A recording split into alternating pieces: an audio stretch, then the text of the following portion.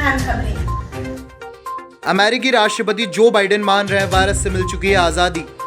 चीनी अंतरिक्ष यात्रियों का पहला स्पेस वॉक, 7 घंटे तक यान से रहे बाहर। फ्रांस के पूर्व और मौजूदा राष्ट्रपति तक पहुंची राफेल सौदे की जांच की आंच। महाराष्ट्र में फिर बनेगी शिवसेना और बीजेपी की सरकार। आरएसएस चीफ मोहन भागवत ने कहा, लीचिंग करने वाले हिंदुत्व के विरोधी।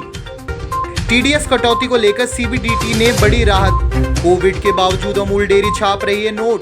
उत्तर बिहार में बाढ़ की स्थिति गंभीर, नए इलाकों में फैला पानी। एयर इंडिया यात्री ने कंपनी से मांगा 30 लाख हर्जाना, भेजा कानूनी नोटिस। गहलोत सरकार का संवेदनशील फैसला, संविदा कर्मियों को मिलेगा लॉकडाउन अवधि का वेतन। और अब जानते हैं खबरें विस्तार से। कोरोना वायरस महामारी के बीच पद संभालने के 6 महीने बाद अमेरिका के राष्ट्रपति जो बाइडेन जश्न मनाना चाहते हैं। अफगानिस्तान से अमेरिकी सैनिकों की वापसी के संबंध में पत्रकारों के नकारात्मक सवाल को टालते हुए बाइडेन ने शुक्रवार को कहा, यह छुट्टी वाला सप्ताहांत है, मैं छुट्टियां मनाने जा रहा हूं। अमेरिका में कोरोना वायरस महामारी शुरू होने के बाद से 6,05,000 से ज्यादा लोगों की मौत और बड़ी तबाही के बाद बाइडेन चाहते हैं कि अब देश के लोग भी छुट्टियां मनाएं। चीन के नए अंतरिक्ष कक्षा केंद्र के बाहर 2 अंतरिक्ष यात्रियों ने पहला स्पेस वॉक किया। उन्होंने 50 फुट लंबे रोबोटिक हिस्से का इस्तेमाल कर केंद्र के बाहर कैमरे एवं अन्य उपकरण स्थापित किए। लियू बोमिंग और तांग होगंबो के सरकारी टीवी चैनल ने एयरलॉक, यह एक छोटा सा कक्ष है जिसके सभी ओर के दरवाजे कसकर बंद होते हैं, जिससे गुजरकर भिन्न वायुदाब के अन्य क्षेत्र में पहुंचाया जाता है, उससे बाहर आते हुए दिखाया। चालक दल के तीसरे सदस्य कमांडर निये हाईशेंग अंतरिक्ष यान के भीतर ही रहे। राफेल लड़ाकू विमान सौदे में धांधली की जांच की आंच फ्रांस के बड़े नेताओं पर भी भारी पड़ सकती है। फ्रांस के स्थानीय मीडिया रिपोर्ट के मुताबिक इस मामले की जांच कर रहे जज फ्रांस के पूर्व राष्ट्रपति फ्रांसवा ओलांद समेत कई नेताओं से पूछताछ कर सकते हैं। यही नहीं, वर्तमान फ्रांसीसी राष्ट्रपति इमैनुअल मैक्रोन से भी सवाल जवाब किए जा सकते हैं। मैक्रोन सौदे के वक्त वित्त मंत्री थे और ओलांद राष्ट्रपति थे।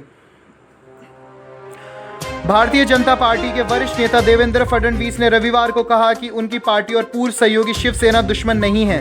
हालांकि उनके बीच कुछ मुद्दों पर मतभेद है और कहा कि राजनीति में कोई किंतु परंतु नहीं होता। यह पूछे जाने पर कि क्या 2 पूर्व सहयोगियों के फिर से एक साथ आने की संभावना है, फडणवीस ने कहा कि स्थिति के आधार पर उचित निर्णय किया जाएगा। फडणवीस के जवाब से सियासी गलियारों में उन अटकलों में तेजी आई है जिनमें कहा जा रहा है कि दोनों पार्टी एक बार फिर से साथ आ सकती हैं। पिछले कुछ समय में इस तरह के कई संकेत मिल चुके हैं। राष्ट्रीय स्वयंसेवक संघ आरएसएस प्रमुख मोहन भागवत ने कहा कि लीचिंग करने वाले हिंदुत्व विरोधी हैं। उन्होंने राजनीति को एकता खत्म करने का हथियार बताते हुए कहा कि भारत में रहने वाले सभी लोगों का डीएनए एक है, भले ही वह किसी भी धर्म के हों, और मुसलमान को डर के इस चक्र में नहीं फंसना चाहिए कि भारत में इस्लाम खतरे में है। उन्होंने ये भी कहा कि जो लोग कहते हैं मुसलमान इस देश में नहीं रह सकते, वह हिंदू नहीं हैं।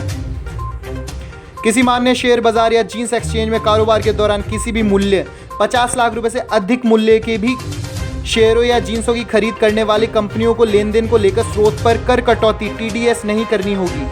आयकर विभाग ने ये बात कही। आयकर विभाग ने 1 जुलाई से स्रोत पर कर कटौती का प्रावधान लागू किया है। यह 10 करोड़ रुपए से अधिक के कारोबार वाली कंपनियों पर लागू होगा। इस तरह की इकाइयों को एक वित्त वर्ष में किसी निवासी से 50 लाख रुपए से अधिक की वस्तुओं की खरीद के भुगतान पर 0.1% का टीडीएस काटने की जरूरत होती थी।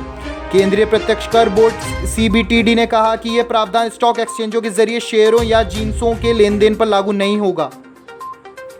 अमूल ब्रांड दूध, उससे बने उत्पादों का कारोबार करने वाली सहकारी कंपनी जीसीएमएमएफ का वित्त 2020-21 में कारोबार कोविड-19 के प्रकोप के बावजूद भी 2% बढ़कर 39,200 रुपये रहा। कंपनी के प्रबंध निदेशक आर.एस. सोडी ने रविवार को यह जानकारी दी।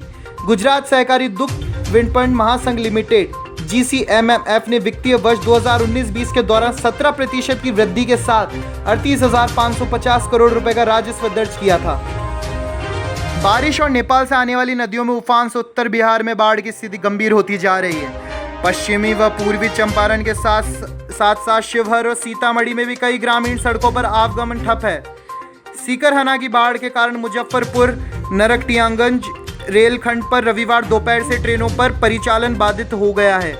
सुगोली जंक्शन पर रेलवे ट्रैक पर भी बाढ़ का पानी चढ़ गया है। पूर्वी चंपारण के 10 प्रखंड की 1 लाख से अधिक की आबादी बाढ़ से परेशान है।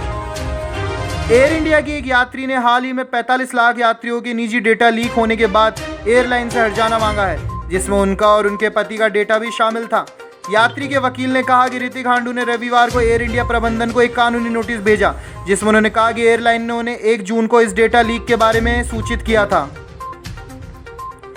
प्रदेश में विभिन्न विभागों राजकीय उपक्रमों में काम करने वाले संविदा कार्मिकों आकस्मिक स्रोतों के माध्यम से नियुक्त हुए कर्मचारियों को प्रदेश सरकार ने बड़ी राहत देते हुए अप्रैल 2021 में लागू लॉकडाउन की अवधि का वेतन अथवा पारिश्रमिक का भुगतान देने का निर्णय किया है।